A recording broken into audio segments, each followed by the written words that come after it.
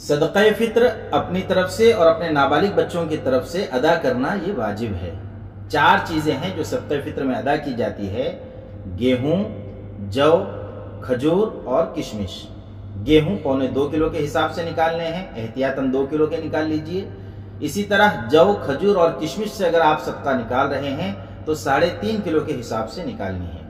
मौजूदा कीमत के एतबार से अगर गेहूँ से आप फ़ितरा निकाल रहे हैं तो 1.25 किलो, एहतियातन 2 किलो की कीमत 80 रुपये के हिसाब से एक फ़ितरा निकलेगा।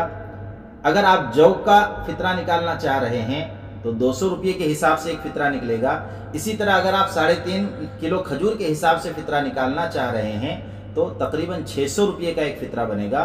और अगर अल्लाह तबारक व तआला ने आपको साहिब नसीब बनाया है, माशाल्लाह मालदार अगर अल्लाह ने आपको बनाया है, तो किशमिश के ज़रिए फ़ितरा निकाल लिए, तकरीबन 3.5 किलो किशमिश 900 रुपये के हिसाब से आएगी।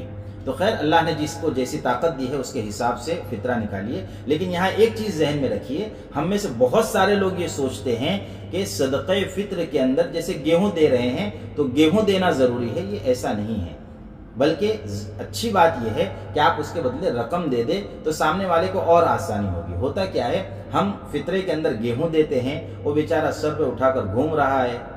अब होने के बाद वो फिर बाजार में ले जाकर जमा कर कर बहुत रद्दी भाव के अंदर दुकान वालों को फरोख्त कर देता है। अब जब उसको जाहिर सी बात है पैसों की ज़रूरत है, ख़रीदारी के लिए, घर वालों की ज़रूरतों के लिए, तो हम कैश पैसे से उनकी मदद कर दे कि 80 रुपये का फ़ितरा हम निकाल रहे हैं तो 80 रुपये कैश के हिसाब से गिन कर फ़ितरा उसको दे दे ताकि वो अपनी ज़रूरियात के अंदर उसको खर्च कर सके। एक मसला और जहन में यहाँ पर रखें कि हर घर पर मांगने आने वाला ये फ़ितरे का मुस्तहिक नहीं होता।